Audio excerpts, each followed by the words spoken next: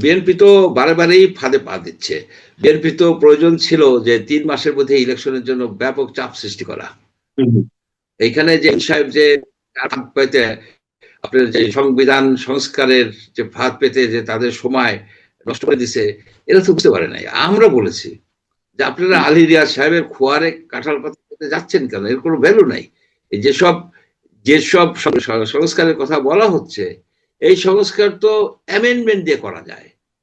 যে রাষ্ট্রপতি রাষ্ট্রপতি যেমন টার্ম লিমিট করা আছে, ঠিক সেইভাবেই যদি টার্ম লিমিটটা প্রধানমন্ত্রী করে, এর জন্য আপনার গণভোটের দরকারটা কি আছে? এখানে তো সবাই একমত হয়েছে, অনেকগুলি বিষয় একমত হয়েছে। আপনার যে দুদকের যে এইগুলি সংস্কারের কথা, সবাই তো একমত, কেউ ডিসেন্ট দেয় নাই, কিন্তু ইমপ্লিমেন্ট করে নাই তো। এই সরকার তো এগুলি কিছুই ইমপ্লিমেন্ট করে নাই।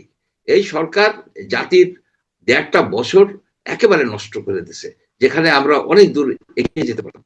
আমাদের এখন ইনভেস্টমেন্ট নেমে এসেছে, আমাদের এমপ্লয়মেন্ট বাড়ছে। আমরা 3-0 এক মহারাজকে নিয়ে আসছি। 3-0 এই ভদ্রলোক আমাদেরকে শূন্যতার দিকে নিয়ে যাচ্ছে।